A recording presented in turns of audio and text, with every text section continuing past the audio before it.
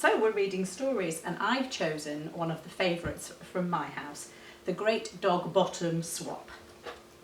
The day had arrived for the dogs' summer ball. All the dogs in the world were lined up at the hall. There was a sign on the door that said, "Now please be so kind as to keep your coat on, but remove your behind. Please hang up your bottom on one of the pegs, and remember, no growling or cocking of legs."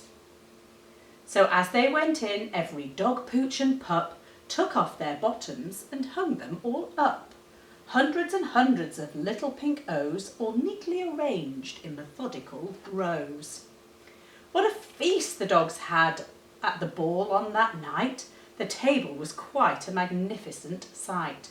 They dined on fresh giblets and dog biscuit stew, with slippers and old dug-up sheep bones to chew. Then doggy choc ices all creamy and brown, and fresh puddle water to wash it all down. When the poodles had cleared all the food bowls away, it was time for some fun from the dogs' cabaret.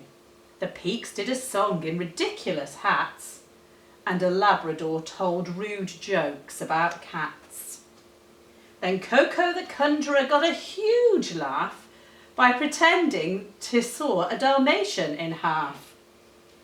And now Coco said, to great woofs of applause, "It's time for the dancing, so up on your paws." "Look at us," said an overexcited young hound as he whisked a fox terrier clear off the ground. "Watch out," cried a sensible boxer named Clive, as a hound and the terrier started to jive. They swirled and they twirled even faster and faster until, dogtastrophe, what a disaster! The twirling was more than the Afghan could handle. He suddenly tripped and knocked over a candle, which fell on the curtains, which promptly caught fire, being old and quite cheap, sending flames even higher. Some dogs broke the rule that forbade hind leg cocking, but soon the fire spread with a speed that was shocking. "Don't panic," barked Clive in a great fit of passion. "Let's try to leave in an orderly fashion." But that was an order they chose to ignore, as they scurried and scuttled like heck for the door. As the last dog shot out of the hall with a bark, the lights all went and the whole place went dark. "Wait a minute," said Clive to the panicking mutts. Our bottoms, we must save our butts." So into the cloakroom they bumbled and tumbled, and soon all the bottoms were hopelessly jumbled, as every dog grabbed the first bottom they saw and fled the great fire with a bum in their paw.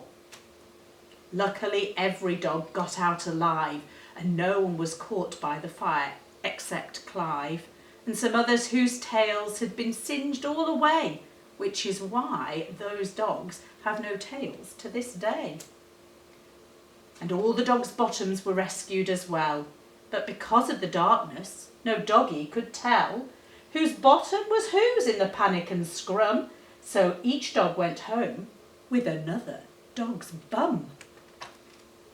And ever since then, when a pair of dogs meet, in the park or the woods, the playground or street, each dog gives each other dog's bottom a sniff to see if it has that particular whiff of the bottom they lost on the night of the ball, when the dogs hung their bums on the hooks